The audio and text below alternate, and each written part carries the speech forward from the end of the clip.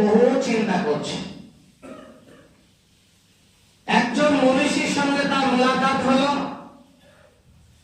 একটা আলেম ওলামা, এক কথায় আল্লাহওয়ালা মানুষের সঙ্গে তার দেখা হলো, সাক্ষাৎ হলো। শয়তানের প্রতিচিহ্ন দেখে তখন তাকে বলছে, কি ব্যাপার, আপনি এই জায়গায় বসে কেন? আপনার কাজ তো বসে থাকা নয়, আপনি করবেন মানুষের ভেতরে ঢুকে তাদের সুখটাকে কেড়ে নিয়ে অশান্তি সেখানে বিরাজ করবেন। বাপ বেটার ঝামেলা, স্বামী স্ত্রীর বিচ্ছেদ, প্রতিবেশীর সঙ্গে কাটছাট ইত্যাদি, এই সমস্ত কাজ আপনার। তা আপনি রাস্তার পাশে কেন বসে আছেন? তা শয়তানগণের যে লিডার, সে তখন মানুষটাকে বলছে যে ভাই, আমি কেন এখানে বসে আছি জানেন? কেন? তাহলে আমার যে কর্ম, আমার যেটা পুঁজি, আমার যে ব্যবসা, সেই ব্যবসার পুঁজিকরণ সব মানুষ বন্টন করে নিয়েছে। স্বামী স্ত্রী বিচ্ছেদ, তার প্রতিবেশী একজনা করছে। বাপ বেটা মারামারি, তারই প্রতিবেশী একজনা করছে। সুতরাং আমার যেটা ব্যবসা, আমার যেটা কর্ম, সেটা মানুষরা করে দেখি নিজে নিজে বন্টন করে নিয়েছে। তারা ভাগ বন্টন করে নিয়ে তারা আমার কাজটা করছে, আমি নিজেই লজ্জিত হয়ে এখানে বসে আছি। তখন পকেট থেকে দুজার তখন তালার চাবি বার করছে। তা চাবি বার করে তখন বলছে, কি ব্যাপার, আপনার হাতে বলে কি? বললো চাবি, তালা খুলবে। তা বলে এই চাবিগুলো তো দেখছি 2 রঙের। তা বলো না না, রংটা একই ছিল, 2 রঙের হয়ে গেছে এখন। বলে কেন? তা বলে যে চাবিগুলো দেখছেন এই ঝকঝক চকচক করছে, এই চাবিগুলো এক শ্রেণী মানুষের জন্য, আর যে চাবিগুলো দেখা যাচ্ছে কালো লাগছে দেখতে, জং ধরে গেছে, সেগুলো আরেক দলের মানুষের জন্য এগুলা ব্যবহার হয়। তা বলছে কিরকম? তা বলছে এই যে চাবিগুলো দেখছেন আপনি চকচক করছে, সোনার মতো ঝকঝকে হয়েছে, এই চাবিগুলো হয় এগুলা যারা নামাজ পড়ে না, যারা হালাল খায় না, যারা সত্য বলে না, যারা অসত্য পথে অটল থাকে, যারা বেনামাজি হয়ে, বেরোজাদার হয়ে, মসজিদ মাদ্রাসা আলেম ওলামার সাথে যাদের সুসম্পর্ক রাখে না, এই জং ধরা চাবিগুলো তাদের জন্য ব্যবহার হয়। বলবে কেন? এদের একদিন চাবি দিলে 24 ঘন্টা চলে যায়, আবার 24 ঘন্টা পরে আবার চাবি দিলে এতে চলে যায়। এমনকি 24 দিন পরও একবার চাবি দিতে হয়, এমনকি বলা হয় যে 38 বছর পরও একবার চাবি দিতে হয়। এমন এমন মানুষ আছে, শ্বশুর বাড়ি থেকে অনেক ঘড়ি নেন নাই আগের জামানায়, কিছুদিন আগে, যে একবার চাবি দিলে 24 ঘন্টা পরে আবার চাবি দিলে ব্যাটারি লাগে না। ওইভাবে শয়তান বলছে এমন কিছু মানুষ আছে যাকে 12 ঘন্টায় চাবি দেওয়া হয়, যাকে 24 ঘন্টায় দেওয়া হয়, তাকে 38 বছর পরও একবার চাবি দিতে হয়। যার কারণে চাবিগুলো ব্যবহার কম হয়, ওই জন্য জং ধরে গেছে। আর যারা নামাজি, যারা আলেম, যারা হাফেজ, যারা হাজি, যারা মাস্টার, যারা আল্লাহওয়ালা, আল্লাহ প্রেমিক যারা, তাদের পেছনে 1 ঘন্টায় ব্যবহার হয়, মিনিটে ব্যবহার হয়, এমনকি সেকেন্ডও ব্যবহার হয়। কেন? তারা নামাজের ভেতরে বারবার যারা চেষ্টা করে তার ধ্যানটাকে ফিরিয়ে আল্লাহর দিকে মগ্ন হওয়া। কিন্তু আমি করে কি, তাকে আবার চাবি দিয়ে তাকে মনটাকে বলে দিয়ে, তুই অমুক জায়গায় হাঁস দিয়েছিস, হ্যাঁ 200 টাকা পাবি তো। এই দেখেন শয়তান কত মেহনত করছে, এখানে মেহনত করছে। মনে সাহেব, মনে নাই গত মাসে 200 টাকা মাইনে বাকি আছে? এই দেখেন কত চেষ্টা করছে। এইভাবে প্রতি মিনিটে, প্রতি সেকেন্ডে, প্রতি দিনে, প্রতি ঘন্টায়, প্রতি মাসে সব সময় ব্যবহার হয় এই চাবিটা। ওই জন্য এটা জং ধরে না, এটা চকচক হয়ে আছে। ভাই বন্ধুরা আমার, মানুষ হলো যেমন দেখবেন, একটা হিন্দু মানুষকে বোঝা যায় এটা হিন্দু শ্রেণী, মানে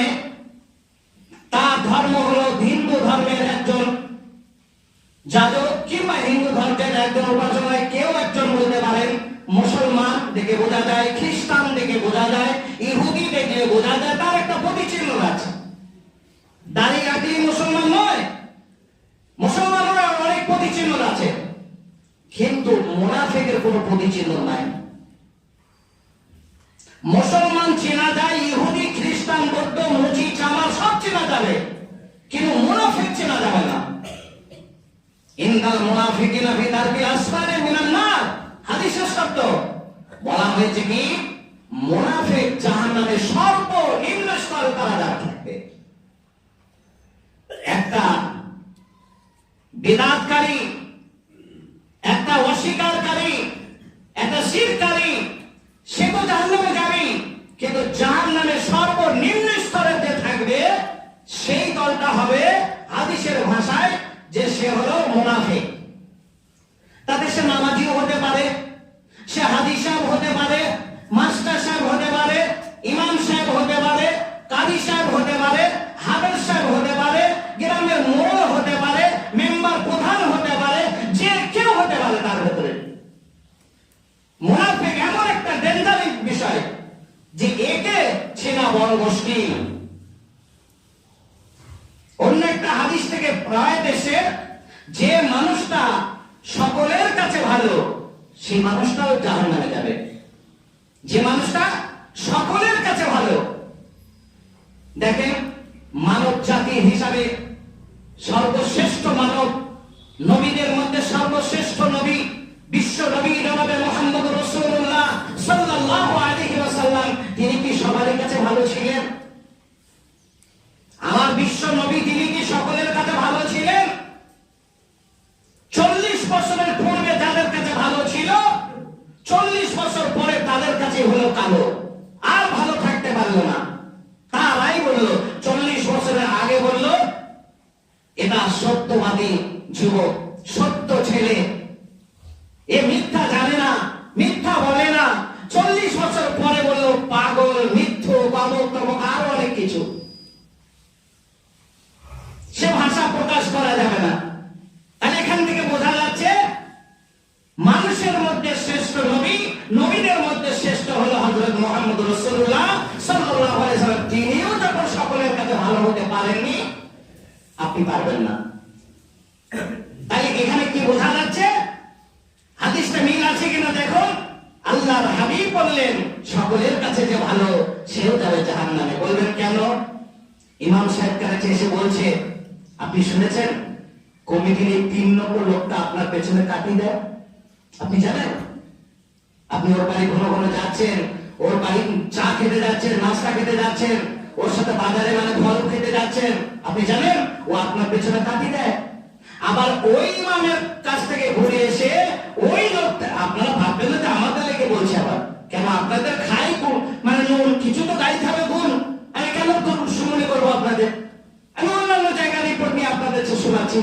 আর সেই লোকটা ইমামের কাছ থেকে ওই খবর নেওয়ার পরে তহবিলের সাথে খুব ভালোবাসা, বিচ্ছেদটা কিভাবে করা যায়, ওই যে শয়তান বলে দিল আমার কাজগুলো, আমার ব্যবসাটা মানুষ বন্ধন করে নিয়েছে, এটাকে কিভাবে বন্ধন করেছে। এ তখন আমার সময় অপচয় করলো, সময় ব্যয় করে তখন গিয়ে ওই মোড়লকে বলছে, 3 নম্বর কমিটিটাকে বলছে, আরো ইমামটাকে খুব ভালো মনে হচ্ছে নাকি, খুব বড় ডিগ্রি ধরে মনে হচ্ছে, কিচ্ছু জানে না গো, কায়দাটা সোজা করে পড়তে পারবে না, কোরআনটা হয়তো দাদার কাছে পড়েছে, আর কায়দাটা হয়তো মায়ের কাছে গিয়ে কোনো সময় বসেছে, আর ওই 2-4টে বাংলা বই পড়ে ইত্যাদি এসব করছে। তোমরা ভেবো না ওরা আলেন, আর ওর রিপোর্ট শুনলে ওর খবর জানাতো না, ওই ইলামাদের বাজার বেরোতে পারবে না, গেলেই ওকে আলাদা রূপ চেহারা চেঞ্জ হয়ে যেত। বলুন তো এই লোকটার সঙ্গে এই ইমামটার কি হলো? এই মানুষটা কি করলো? এখন আমি মনে করলাম সত্যি কমিটির 3 নম্বর লোকটার ব্যাপারে যে বলছে এ তো বড় ফেরেশতা, এ আমার এত উপকার করে, আমার ব্যাপারে এত চিন্তা চেতনা ওর ভেতরে। 3 নম্বর কমিটি উঠে বলল সত্যি তো, আমি ইমামটাকে ভালো মনে করতাম, খুব ভালো যোগ্য আলেম মনে করতাম, ও এইরকম, ঠিক আছে দেখছি 3 মাস পার হবে না, তুমি চিন্তা করো না, 3 মাস পরে দেখবে লাল কার্ড দেখিয়ে দেবো। দেখেন মানুষ। এবার যাই নাম্বার 2। আপনারা অনেক জায়গায়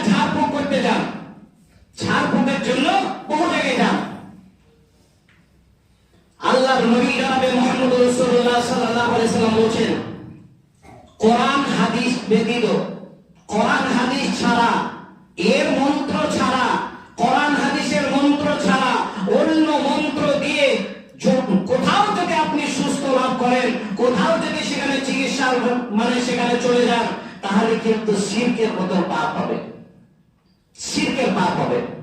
বলবেন মাওলানা, আমি যখন ওই চিকিৎসকের কাছে যাই, ওই হুজুরের কাছে যখন যাই, এই কবিরাজের কাছে যখন যাই, তখন সে আমার পূর্বের সমস্ত খবর বলে দেয়।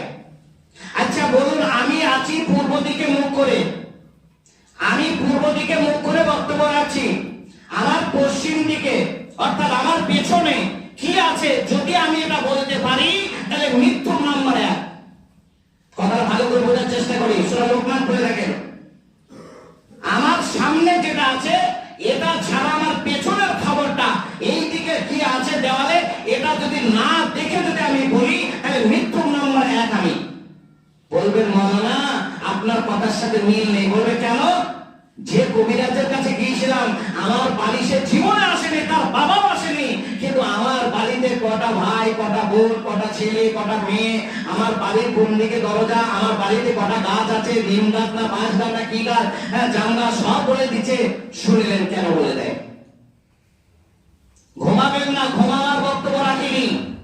চোখে সরষের তেল মারবেন, নাহলে পকেটে করে লঙ্কার গুঁড়ো নিয়ে আসবেন। জুম্মার দিন খোঁজবায় যদি ঘুম লাগে, লজ্জা লাগে না? জুম্মার দিন আবার ঘুমাচ্ছেন আপনি, সারা বছর ঘুমাবেন, কেউ জাগাতে যাবে না। এত বলি তাও বেহায়া কোনো লজ্জা হয় না, জুম্মার দিন ঘুমাইছে। সহজ ভাষা আর চলবে না। তার কারণ হলো, শুনেন ভালো করে, এই কথাগুলো যদি ভালো করে না শোনেন, আগামী কালকে আপনার ভেতর থেকে অন্য রূপ চেহারা চেঞ্জ হয়ে যাবে। এই মানুষগুলো, এই কবিরাজগুলো, এই হুজুরগুলো আপনার বাড়ি না দিয়ে যদি আপনার বাড়ির সমস্ত খবর বলে দেয়, এটাই হলো জাদু মন্ত্র। যে জাদু মন্ত্র আল্লাহর নবীকে পর্যন্ত ছাড়েনি, সেই জাদু মন্ত্র হলো এটাই। আর জাদু মন্ত্র যারা শেখে, তাদের ভেতরে চরিত্র নম্বর 1, তারা প্রতিমা পূজারী, বিশ্বাসী। তারা না মানলেও সেটার উপরে তাদের অটল থাকে। তারা কালীর দোহাই ছাড়া জাদু শিখতে পারবে না, শিরকের পথে না গেলে জাদু শিখতে পারবে না। আর জাদু শিখার মাঝে নাম্বার 2, জিনের মানুষের ভেতরে যেমন দুটো ভাগ আছে, ভালো মানুষ আর মন্দ মানুষ, ঠিক জিনের ভেতরে দুটো অংশ আছে, একটা ভালো জিন, একটা খারাপ জিন। তবে ভালো জিন কোনোদিন মানুষের তাবেদারি করবে না, মানুষের কথায় ওঠা বসা করবে না। কোরআন হাদিস যদি বিশ্বাসী হয়, তার উপরে যদি আপনার ঈমান থাকে, বিশ্বাস থাকে, তাহলে মেনে নেন কথাগুলো। ভালো জিনের দল আপনার সঙ্গে ওঠা বসা আপনার কথাই হবে না। তাহলে যে কবিরাজটা ওই নতুন গ্রামের মাটি থেকে বাদশাহী রোডে যেতে, নতুন গ্রাম থেকে বসে সাগরকাটা পশ্চিম পাড়ায় হাবলা শেখের বাড়িতে খবর যদি বলে দেয়, জানবেন তার সঙ্গে দুটো কাজ করছে। 1 নম্বর হলো খারাপ জিন তার তাবে আছে, খারাপ জিন তার তাবে আছে। আর এই খারাপ জিনটা কতটা মেহনত করে, ভূমিকায় বলেছি। ওই যে চাবির ঠকার খবর শুনলেন আপনারা, ওইভাবে খারাপ জিনটা প্রতি মিনিটে সে আপনার পেছনে মেহনত করে। কিভাবে বিশ্বাস করবে মানুষটা? এই ঈমান যতটুকু আছে, এটা কিভাবে লোটা যাবে? হাজারো সে প্রচেষ্টা চালিয়ে যাবে। তাহলে খারাপ জিন ছাড়া গায়েবী খবর বলতে সে পারে না। কোন মানুষ যদি অদৃশ্যের খবর যদি আপনাকে শোনায়, তার বাড়ি কোনোদিন আসলো না, কিন্তু বাড়ির খবর জানিয়ে দিল, জানবেন তার জিন তাবে আছে, তবে ভালো নয়, খারাপ জিন। আর এই খারাপ জিনের মাধ্যমে সাহায্য নিয়ে, আর খারাপ জিনের সাহায্য নিতে গেলে আপনাকে শিরকে করতে হবে, শিরকের মতো পাপ করতে হবে, তবে খারাপ জিন আপনার সাথে আসবে। এই খারাপ জিনের তাবে যাদের আছে, সেই রকম হুজুরের কাছে মানে ভ্রান্ত হুজুর এবং সেই রকম কবিরাজের কাছে গেলে ফার্স্ট আপনাকে জিজ্ঞাসা করবে, আপনার মায়ের নাম বলুন। মিলিয়ে এর কথাটা একটা কবিরাজ বলবে না বাবার নাম বলুন। কেন? এর ওস্তাদ হচ্ছে আমেরিকায় বাস করে, এর ওস্তাদ ভারতবর্ষে নয়। সর্বপ্রথমে আপনাকে মায়ের নাম জিজ্ঞাসা আপনার মায়ের নাম কি? কেন? জাদু সন্তান মনে হয়? ছেলেটার বাবা ছিল না মনে হয়? নির্দিষ্ট বাবা নাই, তাই মায়ের নাম দরকার কেন? এই খারাপ জিনের ভূমিকা আছে মায়ের নাম, এখানে একটা অনেক লম্বা কথা আছে, সেদিকটা যাওয়া যাবে না। তাহলে সেই ওস্তাদের কাছে গেলে আপনাকে জানিয়ে দেবে, ভালো করে শুনে নিন। তাহলে আল্লাহর নবী জনাবে মুহাম্মদ রাসূলুল্লাহ সাল্লাল্লাহু আলাইহি ওয়াসাল্লাম তাকে কিভাবে জাদু মন্ত্র করা হলো দেখেন। আমি ওদিকটা ছেড়ে দিচ্ছি। জাদু মন্ত্রের ভূমিকা হলো আল্লাহর নবীর জামানায় লাবিব বিন আসাম, লোকটার নাম লাবিব বিন আসাম, তার একটা ছোট্ট কন্যাকে ডাক দিল। সাধারণ দেখবেন ছোট ছোট ছেলেমেয়েরা তার কোনো বাড়ি গেলে কেউ বাধা দেয় না, দেয়? বাধা দেয়? কেউ দেয় না বাধা। কিন্তু একটা যুবক ছেলে, একটা যুবতী মেয়ে যখন কারো বাড়ি যাবে, তাকে প্রশ্ন জাগবে, কি ব্যাপার বাবা, কি বলছো? এই তুমি বাড়ি ঢুকলে কেন? অনুমতি না দিয়ে আমাকে ডাকলে না, সালাম দিলে না, আমার দরজা আঘাত করবে, বহু প্রশ্ন আছে। কিন্তু একটা বাচ্চা ছেলে যখন কারো বাড়ি চলে যাবে, এই ছেলেটা কারো ওরে নাতি গো আমাকে সরিয়ে দেবে। লাবিব বিন আসাম ছোট্ট বাচ্চা মেয়েটাকে বলে দিল, শিখিয়ে দিল, কানে কানে মন্ত্র দিল। কি বললে? শোনো, হযরতে মুহাম্মদ, আপনারা বলবেন না, যারা গেলে ফেল দিয়ে, রোগী ছাড়া কেউ ফেল দেবেন না, রোগী ছাড়া কেউ ফেল দেবেন না। 1 বছর আছেন তাও বুঝতে পারছেন না লোকটা কেমন, এর চোখের সামনে কাজ করছেন কেন? তাহলে এই ছোট্ট বাচ্চাটাকে শিখিয়ে দিল মুহাম্মদ সাল্লাল্লাহু আলাইহি সাল্লাম যেখানে চুলটা আছে, চিরুনিটা রেখে দেয়। খুব ছোট করে বলবো, কেননা অতটুকু যাওয়া যাবে না। ওই চিরুনির একটা দাঁত ভেঙে নিয়ে আসবে। নাম্বার 2, যদি চুল পেয়ে যাও তাহলে একটা চুল নিয়ে আসবে। ছোট্ট বাচ্চা মেয়েটাকে শিখিয়ে দিল, একটা চুল আর একটা চিরুনির দাঁত ভেঙে নিয়ে আসলো। ভেঙে আনার পরে এই মুনাফিক, যে মুনাফিকের ব্যাপারে তিনি 28 পারার ভেতরে একটা সূরায় অবতীর্ণ হয়েছে মুনাফিক বলে, জুম্মার আগে সূরা, পরের সূরাটা। তো এখানে ওই বাচ্চা মেয়েটা বাবার কথা মোতাবেক করলো কি, একটা চিরুনি দাঁত আর একটা চুল নিয়ে চলে আসলো। আসার পরে সেখানে 11টি গেলা দিল, 11টি গেলার সঙ্গে জাদু মন্ত্র সেখানে পোষ করে ওই চিরুনি দাঁত আর এই চুলটাকে নিয়ে খাজুর গাছে দেখবেন যে খাজুর গাছে যে খাজুর ধরে যে ঠকা দেয়, সেই খাজুর গাছে ঢকার উপর অংশে দেখবে শুকনো এক ধরনের ছালক বলেন না, যাই বলে চাদর বলেন, ওই চাদরের মতো ছালকের মতন একটা ধাতু পাওয়া যায়। ওটা খুব শক্ত, দেখবেন কাগজের মতন পাতলা, কাগজের মতন পাতলা এবং খুব শক্ত ওটা। তা ওই খাজুর গাছের ওই ঢকার ওই এটাকে চাদরটাকে ওই কাপড়ের মতো ওই অংশটাকে নিয়ে এসে একে মজবুত করে ওই চিরুনির দাঁত আর চুলটাকে ওখানে মন্ত্র দিয়ে এবার করলো কি, একটা কুয়ার ভেতরে গিয়ে সেখানে ভারী পাথর চাপিয়ে সেখানে রেখে চলে আসলো। এবার সেই দিন থেকে অনেক বাচ্চা দিয়ে আমি বলছি, সেই দিন থেকে আমার নবী, বিশ্ব নবী জনাবে মুহাম্মদ রাসূলুল্লাহ সাল্লাল্লাহু আলাইহি সাল্লামের শরীরটা আস্তে আস্তে দুর্বল হয়ে যায়। খেয়ে ঠিক মতন হজম হয় না, ঠিক মতন তাড়াতাড়ি উঠা বসা করতে পারে না, কোন কথা বললে মনে থাকে না। এমনকি কোরআন নামাজ পড়ছে, নামাজ পড়তে পড়তে রুকু হচ্ছে না, সেজদা, সেজদাই হচ্ছে না রুকু, যেখানে এক জায়গায় ভুল থেকেই যাচ্ছে। এমনকি কোরআন তেলাওয়াত করতে করতে লাইন ছুটে যাচ্ছে, বেলাইন হয়ে যাচ্ছে। এমন একটা দিন, আসরের নামাজ তো 4 রাকাত ফরজ, তা 2 রাকাত নামাজ পড়ে ঘর চলে গেছেন। সাধারণ মানুষের কথা বলছি না, যিনি বিশ্ব নবী জনাবে মুহাম্মদ রাসূলুল্লাহ সাল্লাল্লাহু আলাইহি ওয়াসাল্লাম আসরের নামাজ 2 রাকাত ফরজ পড়ে সালাম ফিরে চলে গেছেন। সাহাবারা টপ করে কথা বলতেন না। হট করে কেন বলতেন না? এই জন্য বলতেন না, আল্লাহর হাবিবের কাছে সব সময় ওহী হয়। হযরত জিবরাইল আলাইহিস সালাম সেখানে আসেন, কোনটা কখন কি পরিবর্তন, কোনটা কখন কি সংযোজন বা সংশোধন করে দেয়, সেটা আমরা তো বুঝতে পারি না। আমরা ভাবলাম হয়তো আসরের নামাজ আজ থেকে 2 রাকাত কমে 2 রাকাত হলো, ওই জন্য কেউ কিছু বলে না। কিন্তু বিলাল রাদিয়াল্লাহু তাআলা পেছনে পেছনে গিয়ে আল্লাহর নবীকে বললেন, আসসালামু আলাইকুম ইয়া রাসূলুল্লাহ, একটা কথা বলবো, আসরের নামাজ কি আজ থেকে 2 কমে গেল? 2 রাকাত কি কমে গিয়ে 2 রাকাত হলো? বলে কেন? তা তো নয়। তবে আপনি যে 2 রাকাত নামাজ পড়ে চলে আসলেন, তাহলে আমার ভুল হয়েছে। কে বলছেন?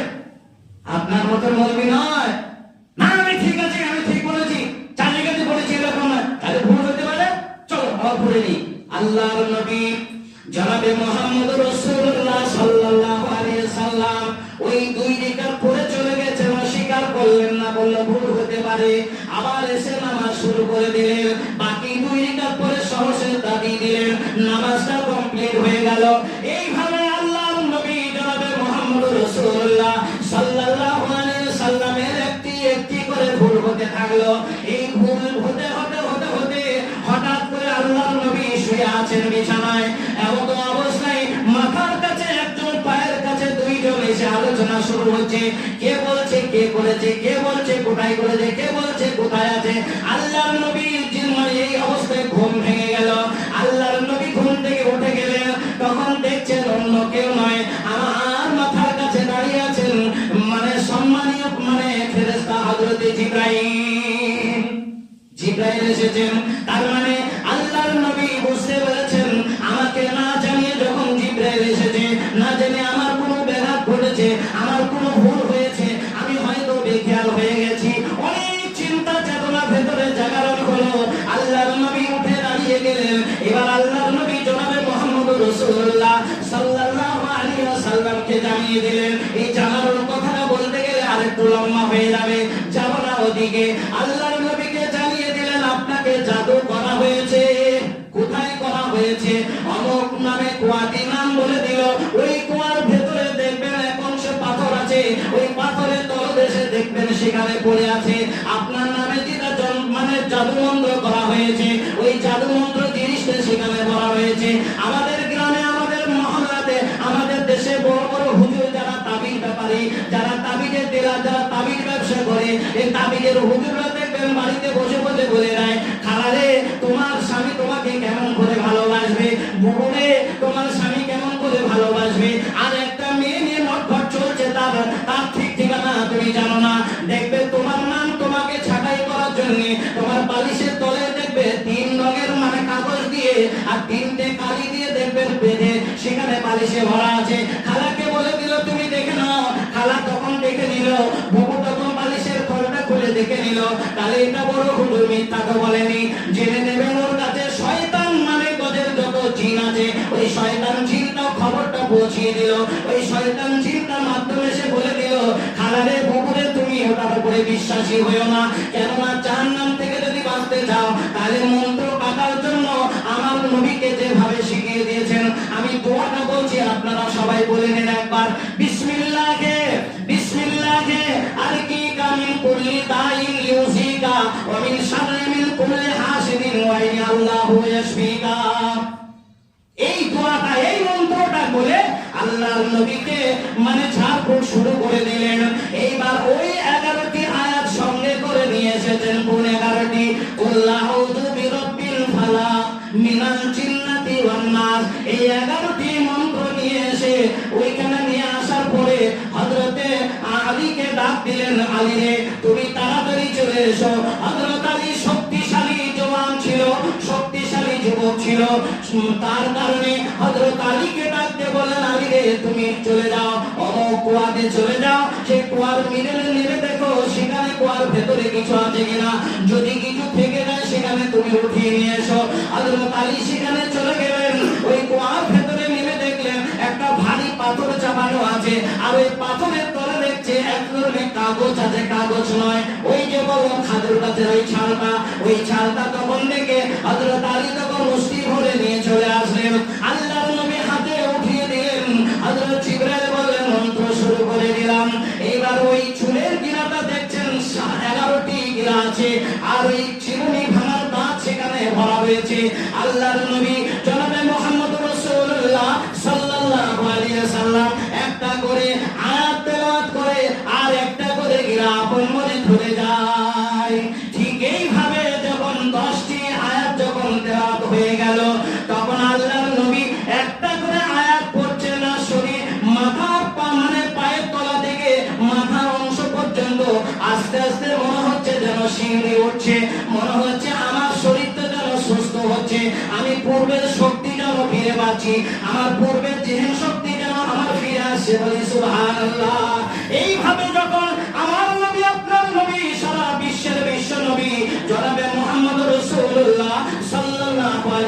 করলাম 11টি আয়াত যখন তেলাওয়াত শেষ, শরীরটা মনে হচ্ছে যেন আকাশ থেকে ছড়ান করে কোন একটা পাখি পড়ে গেলে যেমন হয়, ঠিক ওইভাবে আল্লাহর নবী বলছেন একটা ওই জঙ্গল থেকে হরিণ নিয়ে আসে, যেমন তুমি খুঁটি থাম্বাতে বেঁধে রাখো, তার গলার রশিটা যেমন খুলে দিলে সে যেমন বিদ্যুৎ গতিতে চলে যায়, ঠিক এই সূরাটি 11টি মন্ত্র যখন আমার শেষ হয়ে গেল, আমার মনে হচ্ছে ওই বাধা তখন হরিণটা মনে হচ্ছে ছাড়া পেয়ে গেল, মানে আমার শরীরটা ঠিক ওইভাবে সুস্থ হয়ে গেল, আমি সুস্থ হয়ে গেলাম।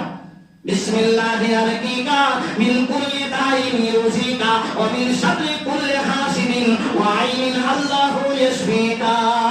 আল্লাহর নবীকে হযরত জিবরাইল ঝাড়ফুঁক দিচ্ছেন, এই দেখেন এই মন্ত্র, এই মন্ত্রটা আমরা মুখস্থ করব না, আমরা তো জানি যে 200 টাকা 500 টাকা দিয়ে একটা তাবিজ পাওয়া যাবে, ভালো করে জেনে নেবেন। এখানে আল্লাহর নবী জনাবে মুহাম্মদুর রাসূলুল্লাহ সাল্লাল্লাহু আলাইহি ওয়াসাল্লামকে বলেছেন এই সূরাটি, প্রথম সূরা যেটা বললাম, কুল আউযু বিরাব্বিল ফালাক মিন শাররি মা খালাক ওয়া মিন শাররি গাসিকিন ইযা ওয়াকাব ওয়া মিন শাররি নাফাসাতি ফিল উকাদ ওয়া মিন শাররি হাসিদিন ইযা হাসাদ ওয়া মিন শাররি হাসিদিন ইযা হাসাদ। বলছে সারা পৃথিবীতে যত রকমের খারাপ মানে বস্তু আছে, সব থেকে বড় বস্তু হচ্ছে সেটা হচ্ছে মানুষ। কোরআন বলছে, আমি বলিনি। সব থেকে কঠিন বা জটিল হলো মানুষ। কেন এর যেটা পারে শয়তান জিনও সেটা হার মেনে যায়, সে সেটা পারে না। যখন ওই ভ্রান্ত হুজুরের কাছে আপনি যাচ্ছেন, সে দেখবেন আপনাকে দুটো তাবিজ দেবে।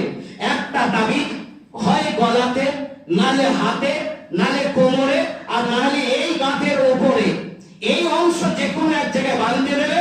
আর একটা দেবে কি, আপনাকে বলবে এটা আগুনে চালিয়ে ছাইটা যেন দরিয়ার পানিতে বা কুয়ার পানিতে সেখানে ফেলে দিও। জেনে নেবেন আপনাকে জাদু মন্ত্র করা হয়েছে, নিদর্শন। আর উনি যে ভ্রান্ত, এটাও নিদর্শন। উনি যে একজন ভণ্ড, এই ভণ্ডর একটা নিদর্শন যে আপনাকে এগুলা বলবে। আর অন্ধকার ঘরে আপনাকে থাকতে হবে একা একা। গেলা ডিস্ট্রিবিউটের খবরটা আমার মনে আছে, আমি সেখানকার পেশেন্ট। আমি যখন ছাত্র মাদ্রাসা, তখন আমাকে একটা তাবিজ দিয়েছিল, হাতে বাঁধতে আমাকে দেয়নি, ছোট্ট একটা আলসিনা আয়না বলে, ছোট্ট একটা চারকোনা আয়না দিল, আর আয়নার সামনে তাবিজটা বেঁধে সেই ঘরে মানে পেরেকে আপনি ঝুলিয়ে রাখবেন, যে ঘরে আপনি শোনেন। কেন বলছে, রাত্রে আমার ওস্তাদ যাবে ঝাড়ফুঁক করতে। আমি আসার আগে ওই গেলায় আসার আগে কমপক্ষে 40 থেকে 35 থেকে 40টা পেশেন্ট কাছে আমি গিয়েছিলাম। তোমরা কেমন আছো? একটা মেয়ে অর্জুনাই বাড়ি, এরকম ডান পাটা সে মানে আমলের ফলে চলছিল। আমি তাকে জিজ্ঞাসা করলাম, বোন তোমার কোনো পরিবর্তন? তা বলছে, হ্যাঁ আমি আঙুলের ঘরে চলি, যখন আমি দাঁড়িয়ে যাই পাটা আমি মানে সমতল ভূমিতে আমি দাঁড়াতে পারি, পাটা পেতে আমি দাঁড়াতে পারি, তাহলে পরিবর্তন হচ্ছে। সেও বলে পরিবর্তন। গ্যাসের রোগী, তাকে জিজ্ঞেস করলাম, মাথার যন্ত্রণা, তাকে জিজ্ঞাসা করলাম, এরকম মানে একাধিক পেশেন্টের কাছে আমি গিয়েছিলাম, সবাই বলেছে হ্যাঁ একটু একটু কমেছে। আমার মাথার যন্ত্রণা, আমিও যাই, আমিও চলে আসলাম সেখানে। তারপরে যখন মালটা ধরা পড়ে গেল, এর ভণ্ডামি যখন ধরা পড়ে গেল, তখন মানে পুলিশ আদালতের হাতে উঠে গেল, তখন সেই পেশেন্ট গুলো বলছে, না মনে হয়েছিল একটু কমেছে। কমেনি, মনে হয়েছিল একটু কমেছে। কেন? এত দূর রান করে গিয়েছি, আর এই তাবিজ রাতে আবার তাবিজে ওখানে ঘরে ঝুলিয়ে রেখেছো, আর ওই যে আয়নাটা বেঁধে রেখেছো, ওটা কি করে তোমরা বুঝতে পারো যে ওস্তাদ এসে আজকে রাতে থাকবে? তা বলছে, তোমার ঘরে যে মালগুলো থাকে ওগুলা ঝনঝন করবে, ঠান্ডা কিছুগুলো থাকবে না, ওগুলা ঠিক ঝনঝন করে আওয়াজ হবে। প্রত্যেক রাত্রে আসে, গো বাবা তুমি যাও, তোমারও ভালো হবে। তা আমি যে ঘরে শুই, মাদ্রাসাটার একটা ঘর দেবে না? তো সেই ছোট্ট একটা ঘরে সেখানে আমি থাকলাম একজনের সাথে আলোচনা করে। তা আমার ঘরে ঝনঝন কি করবে? দুটো জামা, দুটো কাপড় আর দুটো বই খাতা পড়ে আছে, ঝনঝন কি করবে? খাতা বের করে কোনোদিনই পড়লো না, আর কোনোদিনই বইগুলো তার থেকে নিচেও পড়লো না। ওই জন্য আমার ভালো হলো না। এগুলো ভণ্ড হুজুরদের একটা নিদর্শন। আপনাকে তাবিজ দেবে, ঘোরাতে তাবিজ দেবে, বাঁধতে তাবিজ দেবে, এই কাজ করতে। তা ভাই বন্ধুরা আমার, সূরা তরজমা আজকে সম্ভব